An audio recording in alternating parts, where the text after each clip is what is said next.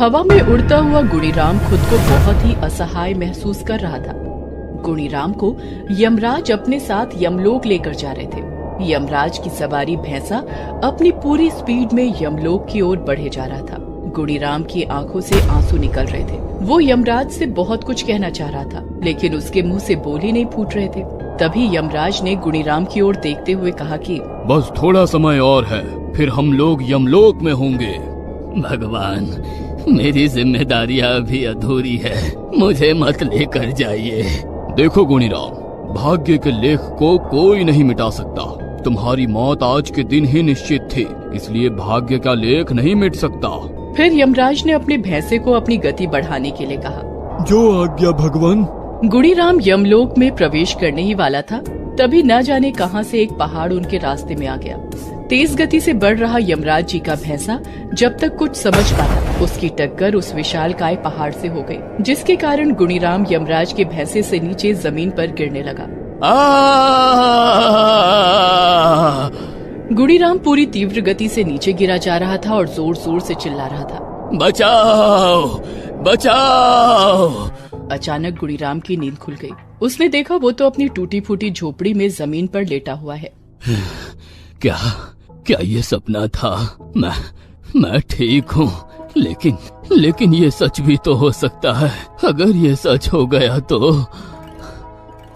65 साल का अपाहिज गुणीराम मोची का काम करता है। चिलचिलाती गर्मी हो या कड़ाके की ठंड, या हो मूसलाधार बारिश, गुणीराम सड़क के किनारे स्थित एक पेड़ के नीचे बैठा मिल जाएगा। गुणीराम की पत्नी बहुत पहले गुजर गई थी। एक बेटा था जिसकी शादी के 2 साल बाद वो और उसकी पत्नी दोनों एक दुर्घटना का शिकार हो गए और अपने पीछे छोड़ गए 1.5 साल की नन्ही मुन्नी गुनगुन को। ना मत रो बेटा, मत रो। कांपते हाथों से उन्होंने अपनी छोटी सी पोती को गले से लगाया और उसे सांत्वना देने लगे।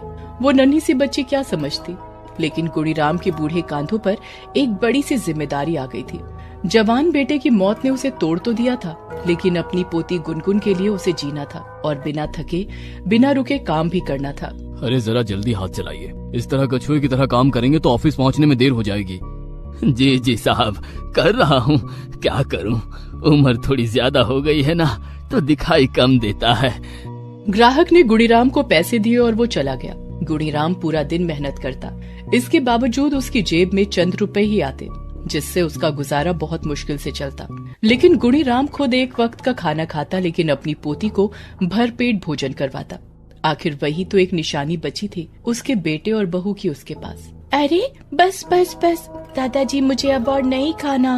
अरे बस ये आखिर कौर ही तो बचा है, इसे जल्दी से खा ले, चला कर खा। समय बीत रहा था। छोटी सी गुनगुन भी अब पूरे 6 साल की हो गई थी। अब वो स्कूल भी जाती। दादाजी, मुझे स्कूल जाना अच्छा नहीं लगता, मुझे आपके साथ रहना है। मुझे भी जूते और चप्पलों की सिलाई करनी है, जूतों में पॉलिश लगाना है। नहीं गुनगुन, तुझे नहीं करना ये सब बेटा, तुझे तो खूब पढ़ना है और पढ़कर बड़ा बनना है। कितना बड़ा दादाजी? आपसे भी बड़ा? अरे मैं बड़ा कहाँ हूँ, मैं तो बूढ़ा हूँ। गुणीराम और गुनगुन का जीवन इसी तरह चल रहा था, लेकिन उस रात के सपने ने गुणीराम के दिल में बहुत बड़ा डर भर दिया था। और वो डर था कि अगर उसे कुछ हो गया तो उसकी नन्ही सी पोती का क्या होगा। वो बेचारा अपनी पोती के बारे में सोचता और छिप छिप कर रोता।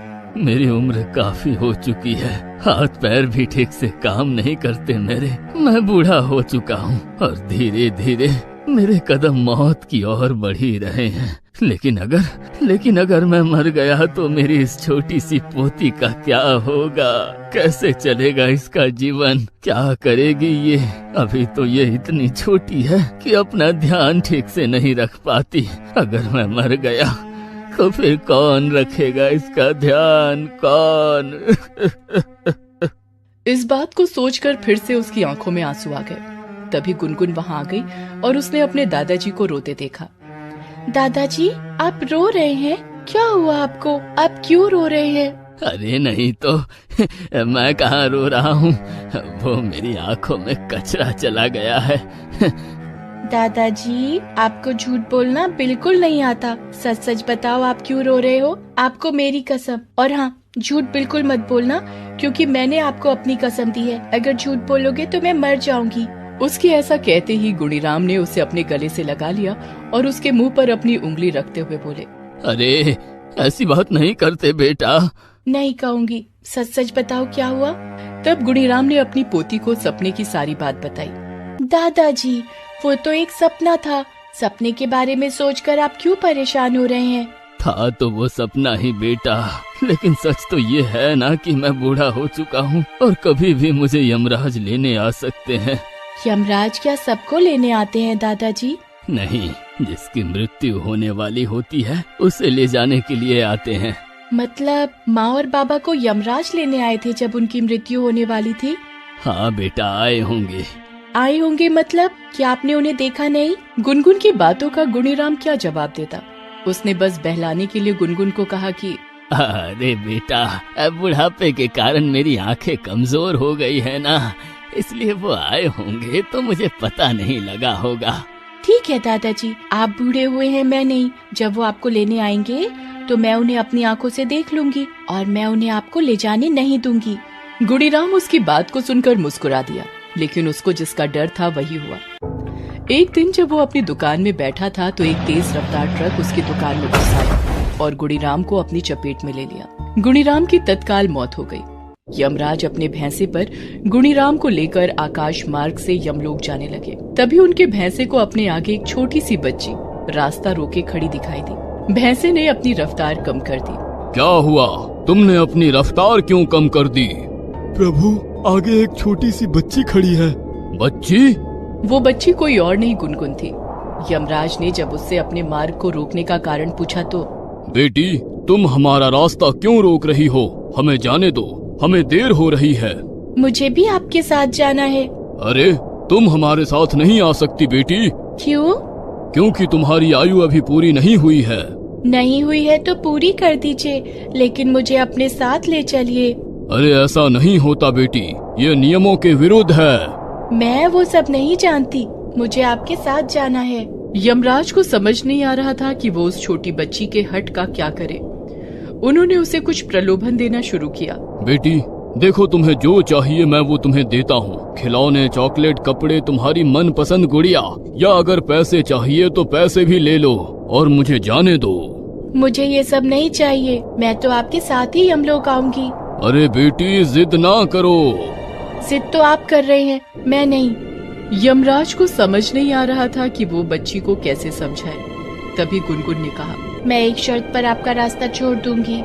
शर्त? अरे मुझे तुम्हारी हर शर्त मंजूर है। जल्दी से बोलो, क्या है तुम्हारी शर्त? सच में आप मेरी हर शर्त मानेंगे? हाँ, कहा तो मैंने। बोलो, क्या है तुम्हारी शर्त? आप मेरे दादाजी को वापस कर दो। दादाजी? कहाँ है तुम्हारे दादाजी? मेरे दादाजी आपके साथ हैं, उन्हें आप यमलोक ले जा रहे हैं। देखिए यमराज जी, आप पहले ही मेरी माँ और बाबा को अपने साथ ले गए हैं, अब दादाजी को साथ ले जाएंगे तो मैं कैसे रहूंगी? मेरा ध्यान कौन रखेगा? मैं तो अभी बहुत छोटी हूँ ना। मेरे दादाजी को वापस कर दीजिए, अगर नहीं कर सकते तो मुझे भी मार दीजिए और ले चलिए अपने साथ। गुनगुन की बात सुनकर यमराज धर्म संकट में फंस गए थे। उन्होंने गुनगुन से वादा किया था कि वो उसकी हर शर्त मानेंगे। वो थोड़ी देर खामोश रहे तो गुनगुन ने कहा, क्या सोचने लगे आप? मेरी शर्त आप पूरी नहीं कर सकते ना? ठीक है, फिर मुझे भी ले चलिए अपने साथ। मुझे अपने दादाजी के बिना नहीं रहना। गुनगुन की बात सुनकर यमराज थोड़ा मुस्कुराए और अपनी आंखें बंद कर जोर से फूंक मारा। अगले ही पल गुनगुन अपने दादाजी के पास धरती लोक पर बैठी हुई थी। उसके दादाजी का एक्सीडेंट तो हुआ था, लेकिन वो लंबी बेहोशी में चले गए थे। ये गुनगुन का अपने दादा के प्रति प्यार ही तो था, जो उसने उन्हें यमराज के पास से भी वापस ले आया था।